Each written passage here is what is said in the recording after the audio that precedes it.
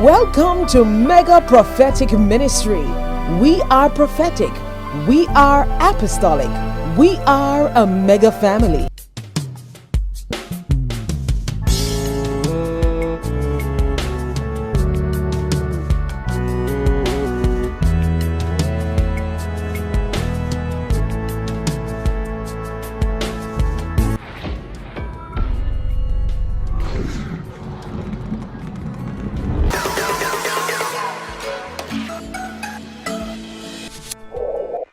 Hello, Mega Family. I am Shishana Smith. Today is a very special day. We'll be joined by Prophet Vincent Grant. Stay tuned with us. We'll be having a one-on-one interview with him today. You don't want to miss it. So after this short commercial break, we'll be right back with you. Welcome to Mega Prophetic Ministry. We are prophetic. We are apostolic. We are a mega family. Hello, welcome back. So this is the time that we all are waiting for. Hello, Prophet. Hello. Welcome. Thank you very much. So I found out that today is your birthday. Yes. Are there any celebration going on? Yeah, there's a very big celebration going on as we speak. A very great one. So where is it taking place? What did you say? Where is it taking place? That celebration Yes. is a very big, mega celebration going on right now in my spirit. Well, you're welcome today. Yeah, I want to thank you say very a very happy birthday. Thank you. Thank you for joining us. We appreciate your presence.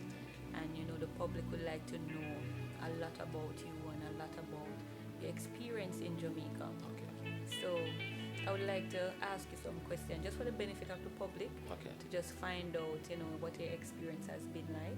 Okay. So I think you have been here for a while. So I've been saying a year in Jamaica. How has your experience been? Well, Jamaica is a very beautiful country, no doubt. And my experience has been inter-individuals, the people I deal with, and what I do as a preacher and a businessman. So I have different kind of experiences, individual, with the government, with the private sector, with other business people, with other men of God, those in ministry. Yeah, so I really have a lot of experience in this country. Yeah. Sometimes the loud music when you're sleeping at night, the next door neighbor is doing a party. Yes. Sometimes you are sleeping at night or you are praying and your next door neighbor is coming home with loud music in their car. You have to deal with it. And sometimes you are in a public place, sometimes government office or business place, and people are smoking. And everybody is there, they are smoking, and you can take it, but you can't do anything. You can't do anything, you have to. So with all of those experience combined, what you dislike most about your experience in this country? Well, I have a very bad experience sometimes. Not forgetting. One day, I went to halfway through Kingston to buy something, and I came late, and so I have to take a taxi. So when I was coming with a taxi, we reached the toll booth. We reached the toll booth, and the taxi driver, started collecting money. So everybody paid for the fare, and there was this young guy who gave his money to the taxi driver, and he told the taxi driver that his patron said, bail me half. Bail me half. It's like I only have $1. And immediately the taxi driver just stopped the taxi at the middle of the road, came out from the car, pulled up gun under the seat, and said, "Me a fire bullet for your head."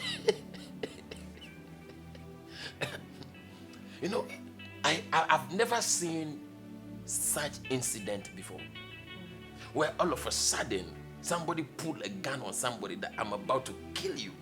I've never seen it before, and my heart beat so much. And I said, "What is it?" And everybody in the taxi was very quiet. People are pressing their phone. People are just watching. And I said, what is it? And the guy, seated beside me says, the guy said he only have $1 instead of $3. Instead of $2, I think $2 or $3. And I said, is that the reason why the taxi driver want to kill him? He said, yes. And I said, sir, I'll pay for him.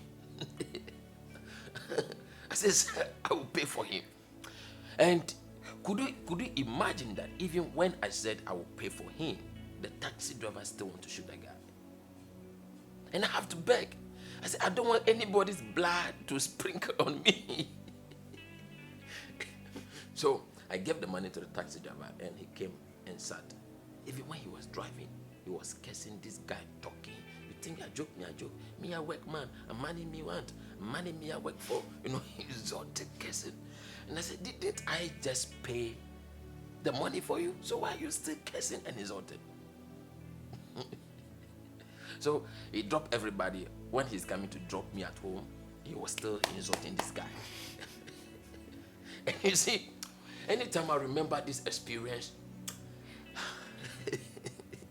it is a day I will never forget, where I saw gun pull up on somebody because the person is owing $2 or $1. Yeah, the person is owing $1.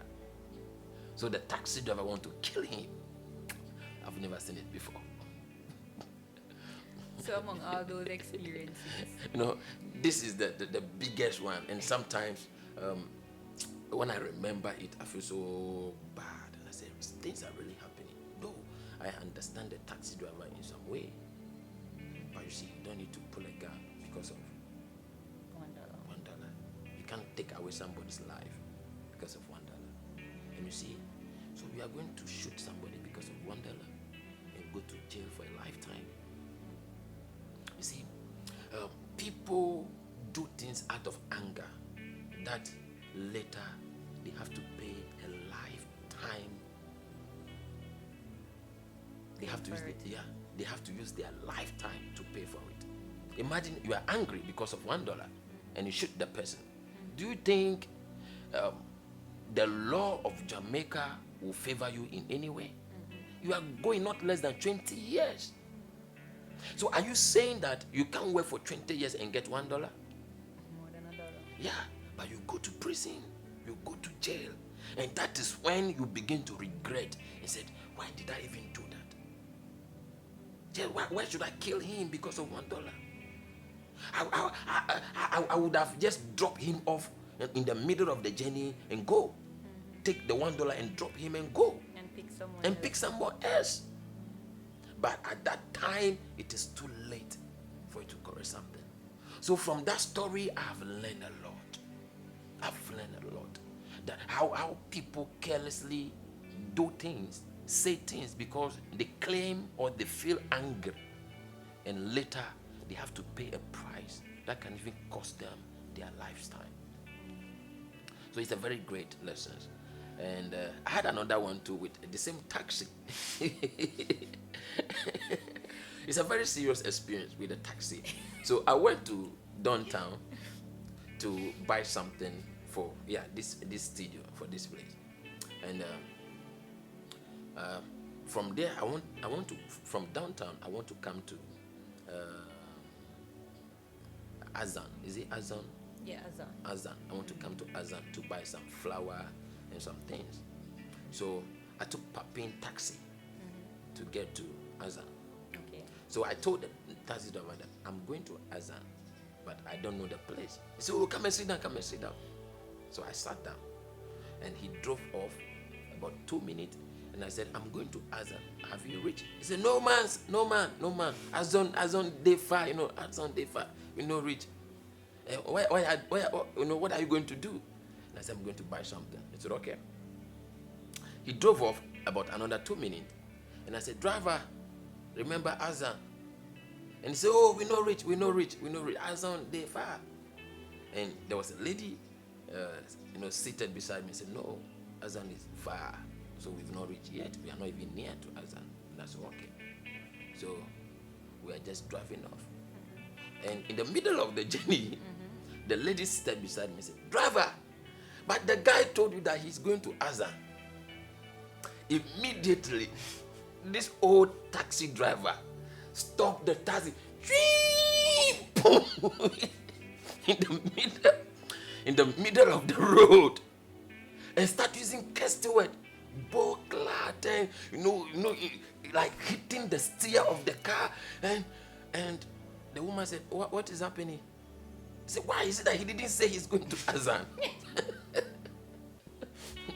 And the woman said, this guy has been saying it that he's going to Azan twice, and you said you've not reached.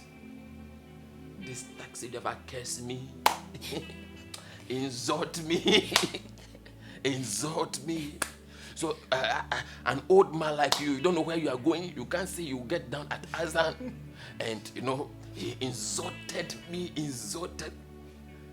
And if I look at the person who is insulting me, he deserves insult, not me. Everything about him look insult.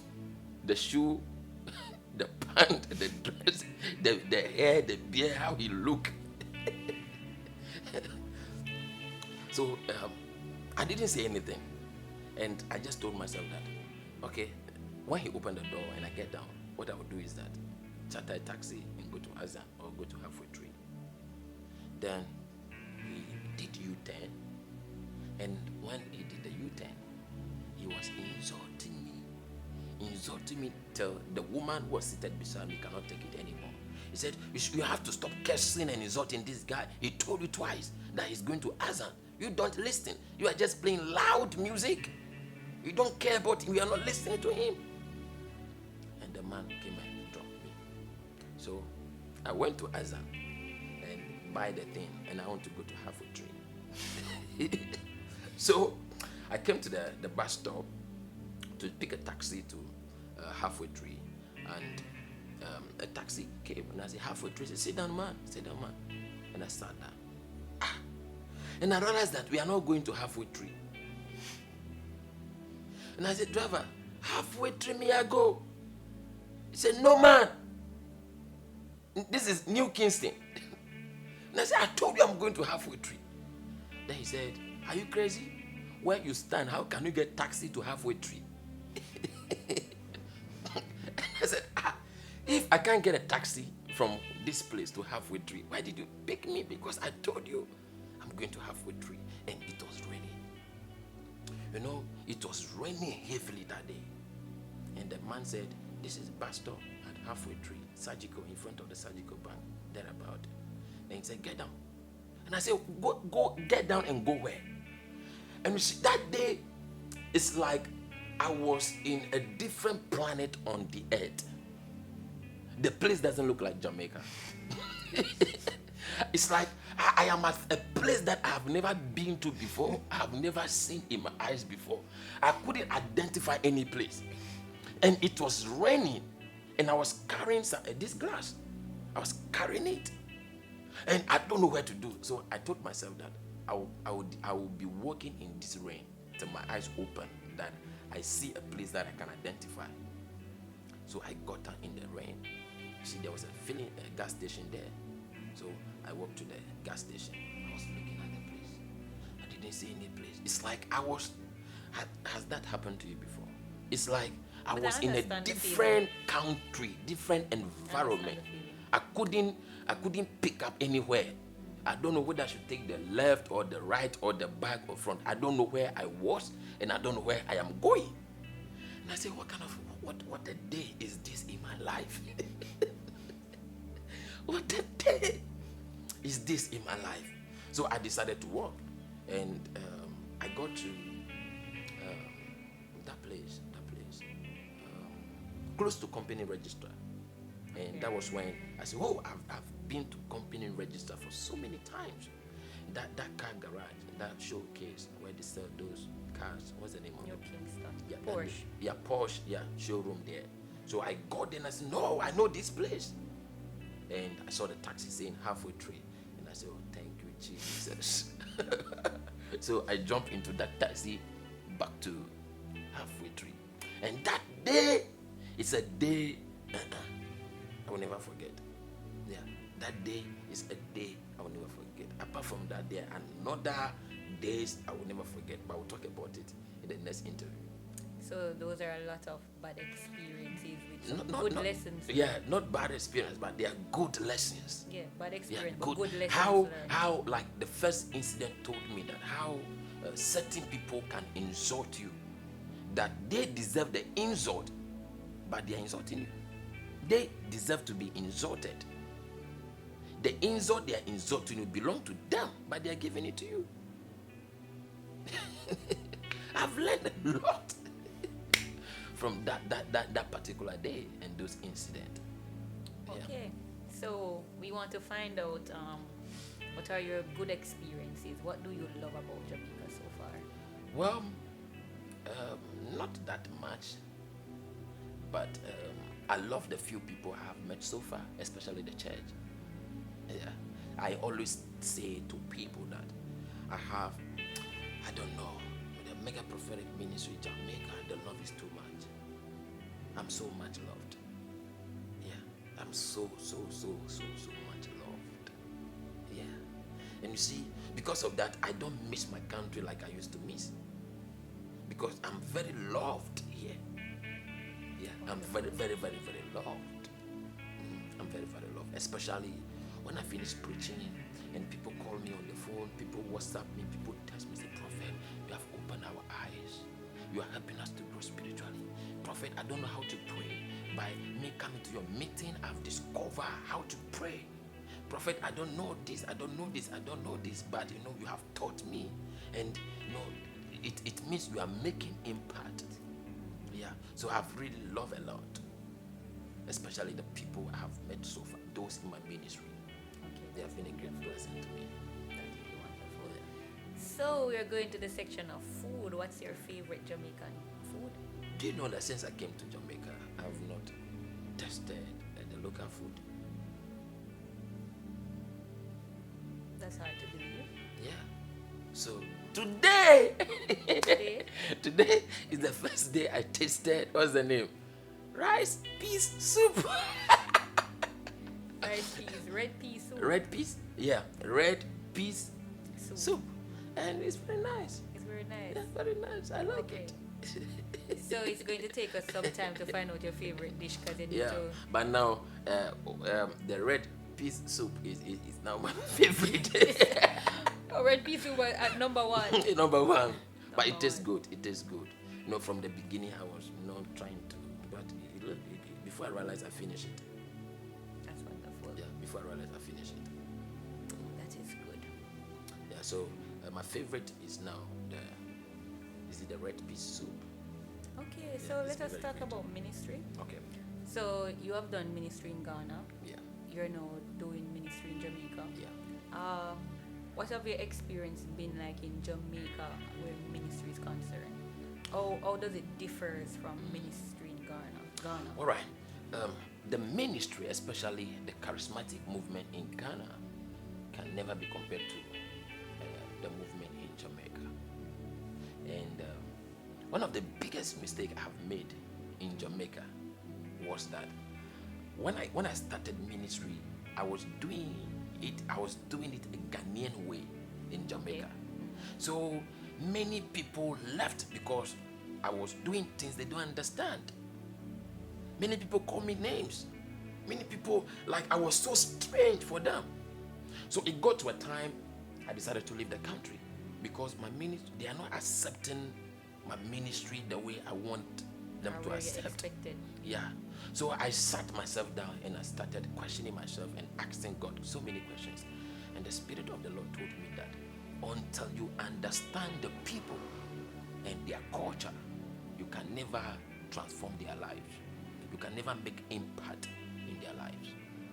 Until you understand the people and their culture, you can never make impact in their lives. So that was when I stopped conference for about 3 weeks. We've not met for 3 weeks, and I decided to pray and asking God to give me directions. And I realized that these people are very strange. They are very skeptical. They use, most of them, depends on their intelligence more than the Holy Spirit. So if Holy Spirit does a lot of things that logic cannot explain. So if something happened that is above their logic, they begin to give credit to the devil. For instance, the first miracle that happened is somebody vomiting lizard. And the person sent me the picture. Many people, when the person came and gave the testimony, even the pastor said, I am using witchcraft. Are you getting it? And so many people were asking questions. How can lizard come out of somebody's mouth? Not mouth, from the person's private part. Yeah. Not the mouth. It came from her private part, the woman. The lizard came from her private part. And they say, how can, it's like giving birth to a lizard. How can that be possible? And people were asking me to explain. And they said, how can you explain that? I wasn't there when the lizard came out. But this woman has been saying that, he has been having this strange movement in her body. That something will be scrolling from the back to the breast. And the thing will move from her back and enter her breast. She can't sleep at night. She can't do anything. A very fluffy woman, fat woman, thick woman, became very slim. For years. There's no church in Jamaica she has never been to. There's no man of God in Jamaica who has never prayed for her. So she came to me and I gave her a direction that go home and do it. And that happened. It became a talking. That you see, people come to church, and when they come, even if you want to lay hand and pray for them, it's like very strange. And I said, oh, what is this? There are a lot of miraculous miracles that happened. And people left the church because I couldn't explain to them how the miracle happened. And they left. Yeah. So up to now, there are people, to them, I'm a very strange person. Because of the strange miracles that happened from the beginning of the ministry in Jamaica. Because of those strange things, strange manifestation, healing, the things that were coming out of people. They have never seen it before. So the ministry in Ghana compared to the ministry in Jamaica, there's a big difference. Jamaica have never seen revival. But Africa have seen it over and over again. Yeah. Jamaica have never seen. Sometimes you speak in tongues and people ask you, what kind of tongue is that? Because all that they know is even most of their pastors. So when you speak in tongues to a certain degree, how? What? Why is that? Sometimes people ask me, why is it that everything about you is so strange? And I say, it's because we are too logical. Yeah. If you allow the Holy Spirit to reveal things to you, to minister to you, you will not be carried away by the things that happen. You understand? Yeah, so I had a lot of problem, and I realized that doing a Ghana church in Jamaica won't help me because the people here are very different. Yeah, the people here are very different. Now look at this. People come to church and give you an olive oil. And say, man of God, bless it for me. Then you bless it for them. They go and use it to pray, and strange things happen. And when they come, they say, why is it that when I use the oil to play this and this and this happened? And I said, so how come you brought me the olive oil that I should consecrate it for you? I didn't put anything inside. Before your eyes, I just hold it and pray over it. And you went and used it to pray, and strange things started happening. So if you don't believe that my prayer over the oil can make strange things happen, why did you bring it? So it's like, here, this is a people who believe in God, but not the God that perform miracle. Not the God that do strange things. Okay? Not the God that work fast. So they are very religious, not spiritual. If you are talking about the ministry in Jamaica, they are 100% religious. They are not spiritual. Many of them don't understand spiritual things. They preach about warfare, but they don't understand warfare. They preach about spiritual attack, witchcraft, but they don't know what witchcraft is. So I faced a lot of challenges from the beginning. So it took me time to be teaching people to understand that I am not a pastor. I am not a pastor. Am I a pastor? I am not a pastor. I am a man of God. Okay. There's a difference between somebody who is a pastor and somebody who is Because the a pastor man of can God. be just a title. Yeah, it can be occupation. I am not a pastor. I am a man of God. And I am not just a man before God. I am a prophet.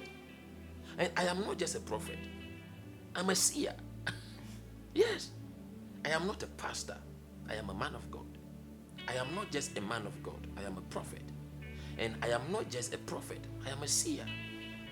And sometimes people come to see me, and when they go, they started saying that he's not a prophet. He's a reader man.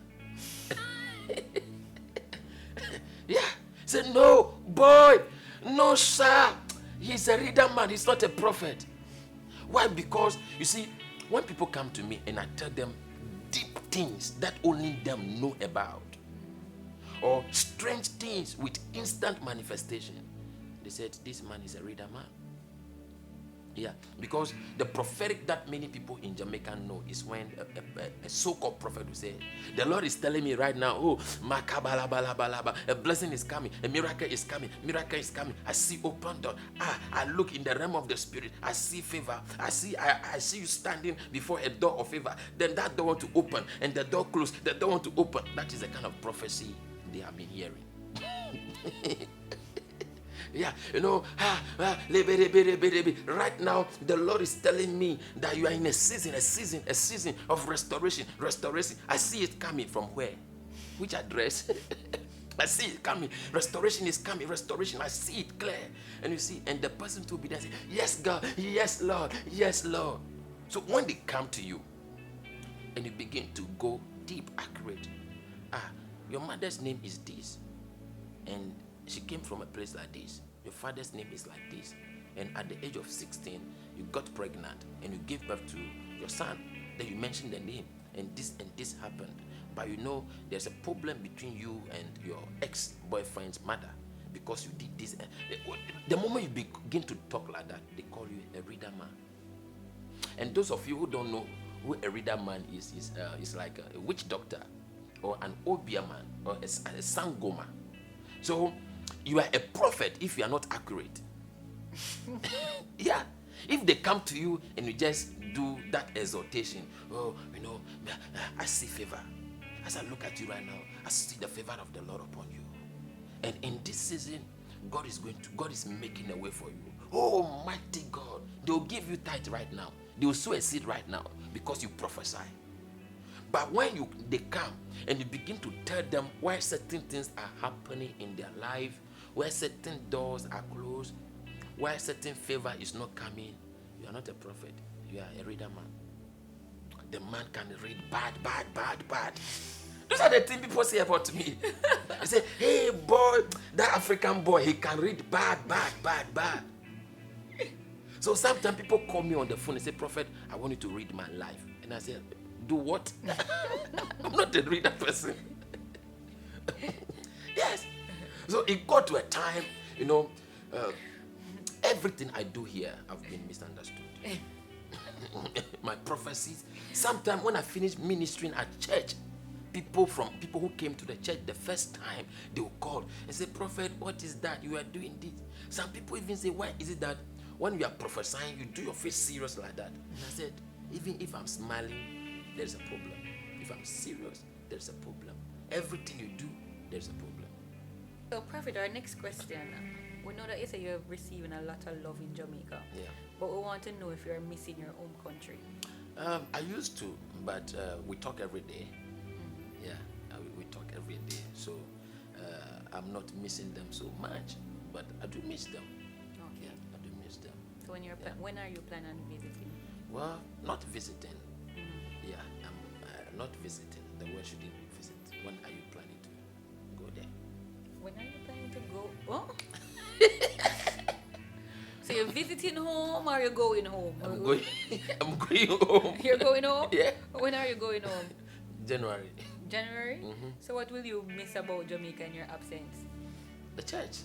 You miss the church? Yes, I've met the church and some important persons. My children here. Yeah. I'm picking them. You're picking them. Nika said them, the bit them, Shoshana them, Fifi them. My baby them. So what are the children that want to understand? Yeah, baby Krista and my girl Leona. I will miss them. Okay. So what are the things that we want to understand? You know, when you were talking about ministry, Okay. and you were talking about struggling at the beginning because of the culture of the people. Not at the beginning, still I'm struggling. But at the Because- beginning it was more. Yeah, but because my ministry is not still accepted in Jamaica as Okay. yet. Yeah. Okay, I'm but- still very strange to many people. Okay.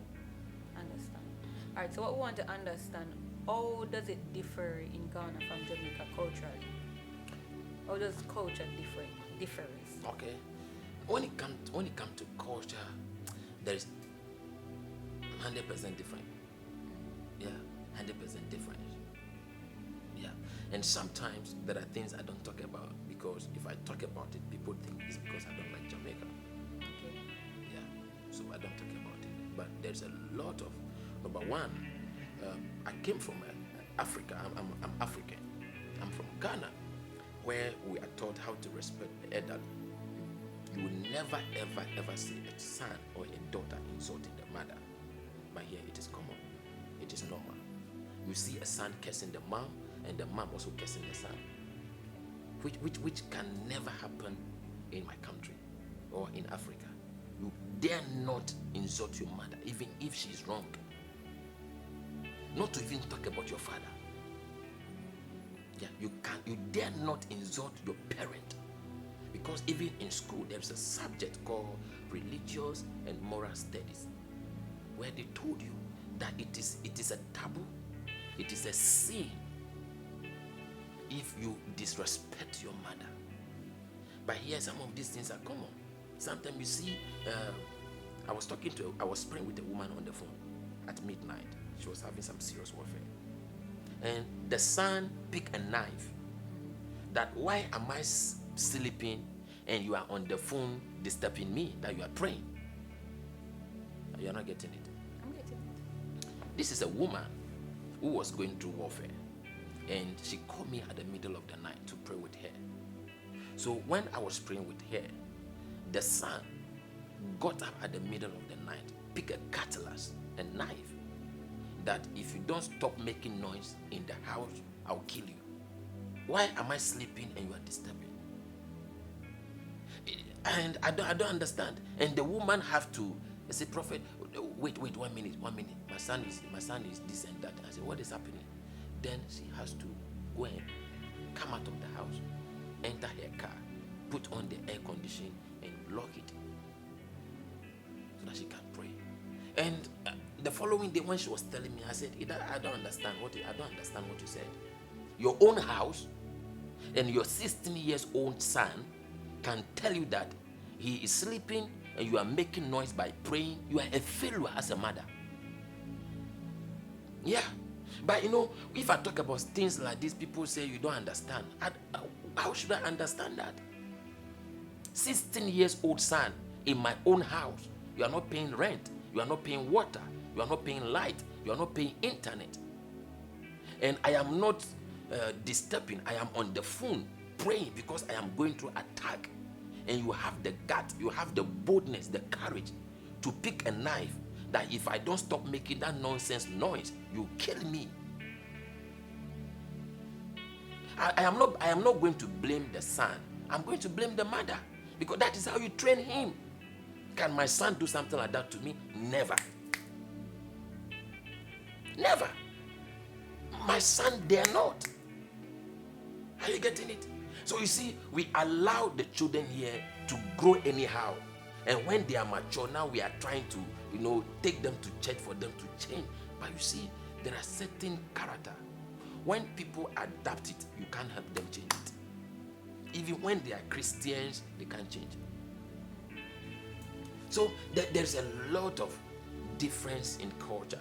Where you see husband insulting the wife insulting. And there's something I saw one day and I feel so bad.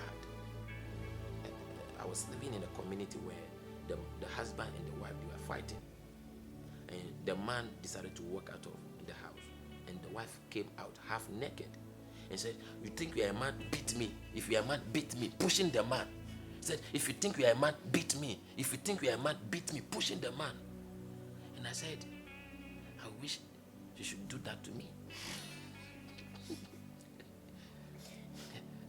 Don't tell me what I would do, because you know. What did the woman say? She said, "If you are a man, beat me." So you just tell her that I am not a man. That is an answer. You just tell her that I am not a woman, I am a man. Yeah. And when the man decided not to beat her, she was cursing the man, insulting his manhood, his sexual life, saying negative things. Yeah, very strange. Yeah, very strange. There are a lot of things. There are communities where people can make noise in their room by playing loud music. You dare not tell them to turn it down. Yeah, you dare not tell them to turn it down. In a bus, I remember when I used to take bus, people smoke in a bus, people drink in a bus. I've never seen it in any part of the world. Where people come and enter the bus and they are smoking. You just start smoking like this. Then you see the smoke coming out. People are eating in a bus. A whole lot. Yeah, a whole lot. When it comes to culture, a whole lot. The dressing, I don't want to talk about it. Yeah, the dressing, I don't want to talk about it. The violent, I don't want to talk about it. But the most important thing that breaks my heart is the disrespect. Yeah, there is no much respect here. Whether you're a man or God, people don't respect you. Whether you're a public figure, people don't respect you. Nobody respects you. Yeah, nobody respects you. People talk to you anyhow. You hear people calling their pastor, "Hey, Grant." Hey, then they call the pastor's name. "Hey, Simon." "Hey, Jackson." "Hey, Elsin." Hey, people, no respect. People call you anyhow. People treat you anyhow. I remember I was going to meet a pastor. I was going to his church to help him do some things. And he bought TV and other stuff that he's going to fix. So I was holding some and he was also holding some. And we are entering the church. And that day we were having service. And there were a lot of his church members outside the church. And they saw me and their pastor holding the TV. The pastor was holding a small one. I was also holding a small one with some laptop. Nobody even came to say, "Man of God, can I help?" Nobody. People were standing and say, "Hey, man of God, hey, pastor." And the pastor said, "How are you? How are you?" They saw him pass holding the TV and the laptop. This can never happen in any other country. Yeah. Nobody came to help. They just saw him say, "Hey, pastor, hey, man of God." And they are standing there. They are not doing anything. They are just standing talking to each other. And the pastor hold, and I also hold. And we pass, enter the church. I said, "Look." Look. So I was talking to somebody about how we respect men of God in Africa. And somebody said, that is Africa by here. And I said, "What is different?" Respect is respect. Yeah, respect is respect. From the young to the oldest, respect is respect. So there's a lot when it has to do with culture. There's a lot. So there's a lot that we need to work on. Yeah, and I think the church has to be talking about it. When it comes to character, when it comes to culture, the church has to talk about it. Okay. Yeah. So we have a closing question for you. Okay. And that closing question is, what has been your biggest encounter since you have been in Jamaica? Our most memorable? Like encounter, I had a lot of encounters. Spiritual, with people. Yes, you have spiritual, you have with people, you have with culture. What has been your most memorable? What has been your biggest, that when you leave, or if you should leave Jamaica, or if you should reside somewhere else, that will always sit with you, always be a part of what you will talk about, about your encounter with this country. Okay. I think I have a lot of encounters spiritually, a lot of personal encounters, visions about the country, certain miracles that the Lord used me to do in this country. There's a lot of them. And I have two outstanding ones that I don't want to talk about it because there are a lot of controversies about it with the people that it involves. Yeah, there's a lot of controversies.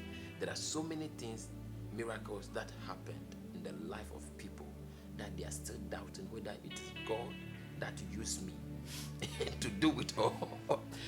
Yes, they are still doubting whether it is God who used me to do it or I am using something.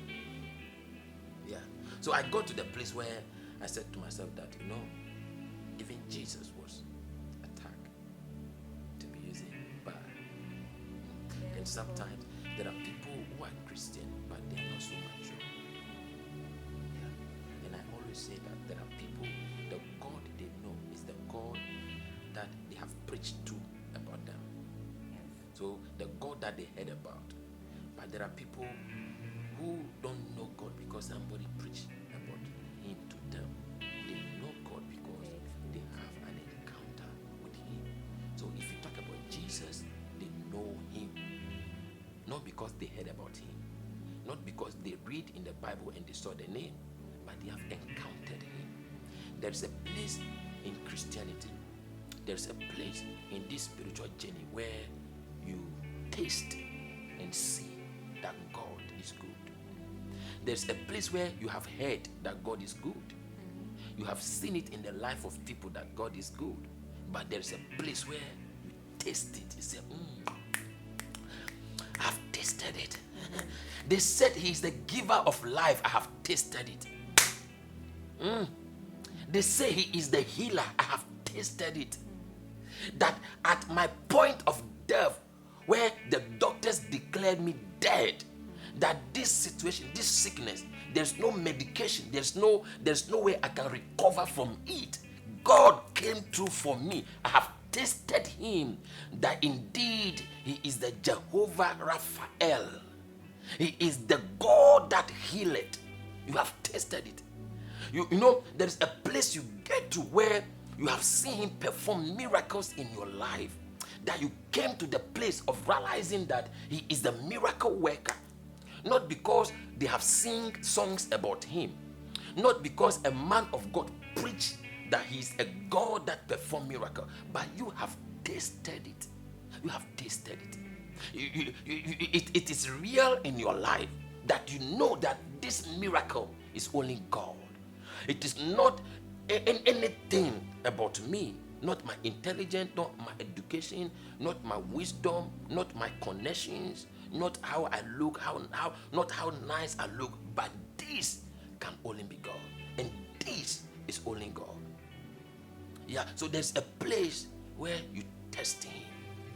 So I am at the place where when I hear people say bad and negative things about Christianity, there's no God, this thing Jesus is not real, it's an invention, it's a white man religion to enslave black people. When I hear things like that, and I said, they have not tasted him. They have not tasted him. They have not tested him. Because me, I have been to the place where no man could help. And all of a sudden, he stepped into me. I always say, I had a serious experience where I was going to commit suicide. You heard that story? Yes, I've heard it. That I climbed a big tree, a very big tree. I didn't know how I climbed. I saw myself on the top, and I tied the rope on the tree, drop it to see how close is it to the ground. Then I pulled it up and tied it on my neck. So when I was about to jump down, I told myself that I need to pray and ask God to forgive me, because I know that I don't own my life, so I don't have the power to take it. So I decided to pray, and I prayed a very funny prayer. So you were praying for forgiveness, but you still made up in your mind that you were going to die. commit. Yeah, I'm going to kill myself. But because you cannot ask forgiveness after the death, you're asking forgiveness. Yeah, forgiveness for killing the yourself action. before you kill yourself. Yes. Because if I die, I can't ask Don't for try forgiveness. this. Viewers, don't try this, okay?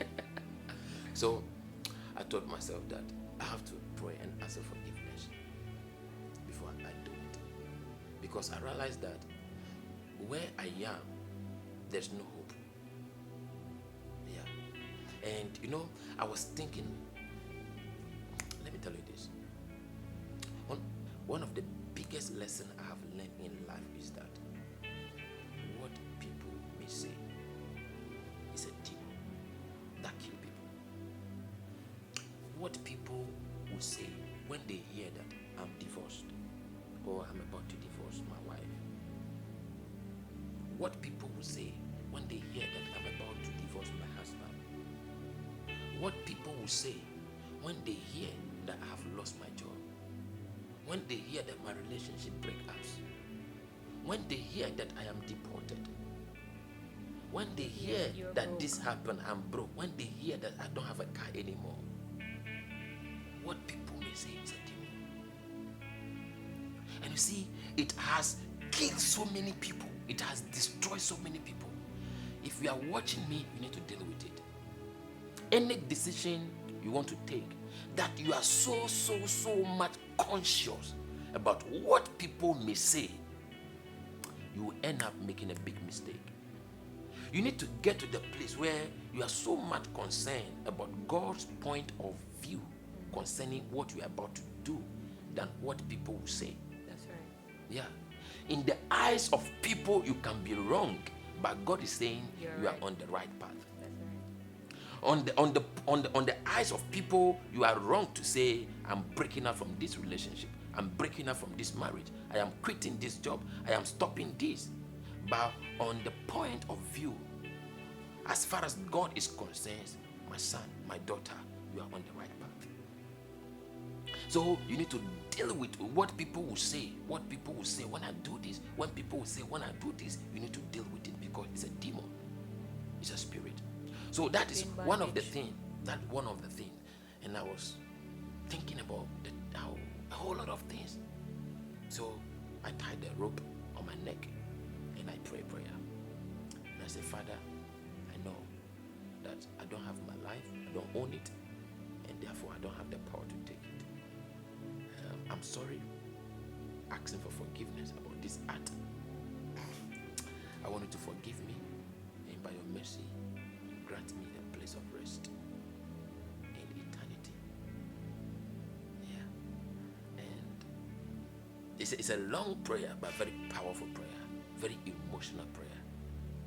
And when I opened my eyes, I saw angel with my eyes. You see, I heard so many people say that in this generation you can't see angel with your physical eye. It's a lie. I have seen angels more than 3 times. I've seen angels almost every day, not physically, but in the spirit. I see appearance of angels anytime I am preaching. Sometimes when I wake up from bed, I saw appearance of angel. The last time I had a serious attack where a demon came to attack me, and I saw angel, standing beside the bed like this, with the wings covering me like this. But it was spiritual. I saw it spiritual. But physically, with my eyes, I saw angel with my eye, naked eye. I'm not saying I am not dreaming. I am not sleeping. It is not a trance. It is not a vision. It is feeling with this naked eye. So you see, you need to be very careful the men of God you listen to. Yeah. You need to be very careful the men of God you listen to. They say you can't see angel with your eyes. You can only see angel by discerning of spirit. It's a big lie. That is why I said I have tested God in so many things. And I keep testing him in few things to come. I've tasted him. The goodness of the Lord, the mercy of the Lord. I've tasted it so many times. So many times. So the angel appeared to me with one prophetic word. With one prophetic word. And the angel disappeared. And look at this. I was expecting the angel to console me and say something to give me hope, to inspire me or something like that. And the angel was so, like, so strict, like he doesn't care about me. He just came and said, I am, the angel mentioned his name and said, I am sent by Elohim. Yeah, I am sent by Elohim to tell you this and this and this and this. Hey, Vincent Grant, I am. Then he mentioned his name. I'm sent by Elohim, this and that and that and that. Then the angel left. So when I came to my senses, I was so, what has happened? I can't phantom it. So, even after I saw the angel, I still want to do what I want to do. Yeah, I still want to do what I want to do. Then I just got to the place where I just came to the realization of who I am. Immediately. That was my transformation. So I came to the realization of who I am. And I said, no, I can't do this. Then quickly, I untied the rope. Now, do you know the biggest miracle that happened in my life? Before I realized I am under the tree. Sometimes I used to think how, because, I suffered before climbing the tree. I suffered. It's a big tree on top of the mountain. So I suffered. But before I realized I am under the tree with the rope, I don't know. Up to now, I can't tell how I came down from the tree. That is miracle. So can you tell me that there is no God? There is no angel?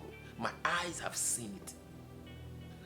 My eyes have seen it. It is real, and it was real in my life. I can't doubt it. That was a miracle. That was a miracle. That was a miracle, a great encounter. A great encounter. Viewers, there you have it. Prophet has not necessarily his greatest encounter in Jamaica, but one of his greatest encounter with life and relationship with God. Yeah. So Prophet, we want to thank you for joining us today. God bless you. And I know that a lot of you guys have been inspired just by listening Prophet answering these questions. Yeah. And there you have it, our very own Prophet Vincent Grant. Thank you for tuning in with us, and we will see you next time. Welcome to Mega Prophetic Ministry.